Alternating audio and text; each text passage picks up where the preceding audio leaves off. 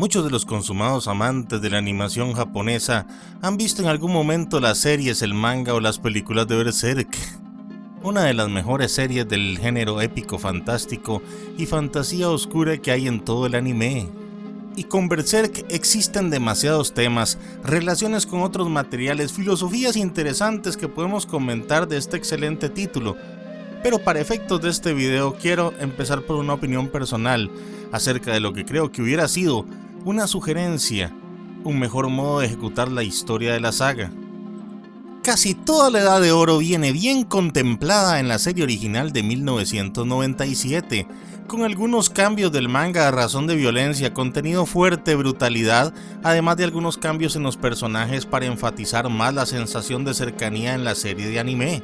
Y si bien esta era de oro de Berserk tiene este nombre es por una muy buena razón, especialmente por ser una de las mejores épocas de la serie, con una narrativa buena, una historia que hace a identificarte con sus personajes, su honor, lealtad, fuerza, integridad, a como también en muchos casos con sus más oscuros deseos como Griffith y su búsqueda del poder, una ambición obsesiva, como se muestra en esta frase que habla del ideal de sí mismo que Griffith tenía.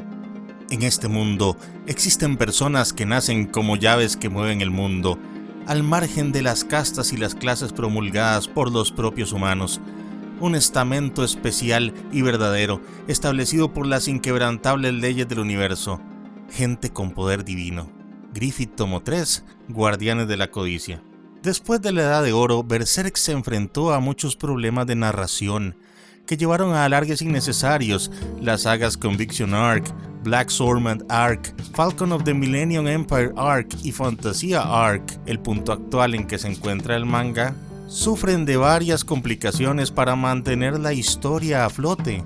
Y no es que el manga no se pueda leer o esté completamente mal, pero la historia se volvió muy pesada, con exagerada cantidad de alargues y acontecimientos difíciles de encadenar que pudieron haberse abordado desde otra perspectiva. ¿A qué me refiero con esto? Voy a decirlo tal y como lo creo. Pienso que la historia de Berserk, después de la Era Dorada, hubiera funcionado si Guts hubiera dejado de ser el personaje principal. ¿Nani? Of course. Así como lo escuchan, la serie simplemente hubiera mejorado notablemente a través de los ojos del Moonchild, también llamado Moonboy Light. Después de todo, el eclipse es el momento en el que se dio la concepción del niño demoníaco. Para los que no lo saben, Casca quedó embarazada del hijo de Gatsu, pero cuando Femto, Griffith después de haber usado el Behelit, violó a Casca, corrompió al bebé que nació como un feto mal formado. El niño demonio siguió a Gatsu en el arco de Conviction y finalmente es encontrado por el Apóstol Egg, o el Apóstol Huevo, del mundo perfecto, quien se traga al niño. El niño se convierte en un bebé y luego se convierte en un recipiente para Griffith en la ceremonia de encarnación. Griffith básicamente tiene dos lados de su identidad ahora. Uno es Femto, uno de los God Hands o la mano de Dios. El otro es el hijo de Gatsu y Casca, Moonchild. O al menos parte de su ser busca depositar su esencia usando al niño como recipiente. Dentro de Moonchild hay pues dos fuerzas que combaten por su identidad. La voluntad del demonio Femto y la sangre de su padre biológico Gatsu. ¿Qué tanto reconoce Moonchild a Gatsu? ¿Por qué le ayuda? ¿Cómo se siente al ver el conflicto que viven Gatsu y Griffith? Si Moonchild fuera el personaje principal, haría de la serie un despliegue de eventos que pueden ir revelando su propia identidad mientras busca la manera de controlar sus demonios internos por tener dos influencias polarizantes dentro de él. Esto haría de la trama algo rico, inesperado y para mí mucho más interesante que ver a Gatsu tratando de controlar la armadura Berserk.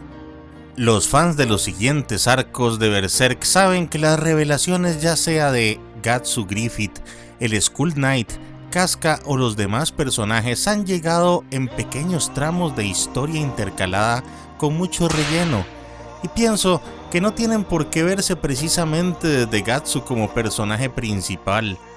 Moonchild como principal hubiera llevado a Berserk a destinos más inesperados, con cambios de plot mucho más originales y sin necesidad de hacer que los personajes de Berserk a estas alturas se sientan tan quemados como se sienten. Para nadie es un secreto que en estas alturas del manga el duelo entre Gatsu y Griffith ya no tiene el mismo significado. porque se alargó tanto la historia que la urgencia de resolver este conflicto ha ido perdiendo interés. ¿Para quién podría ser importante esta resolución? Pues para el Moonchild.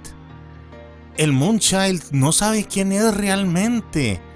¿O qué es esta dualidad que le domina?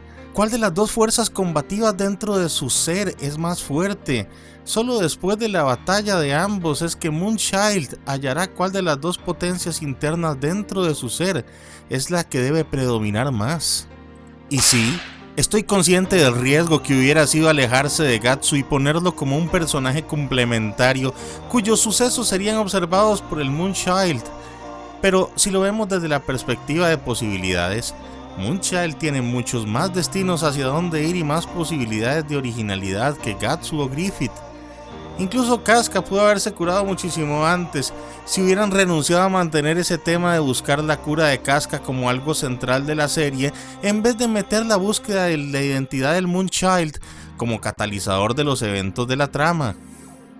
En fin, con esto quería compartirles mi opinión y les pido que me dejen su opinión respetuosamente en los comentarios. Denle like a este video si les gustó para que les llegue a muchos otros fans de Berserk.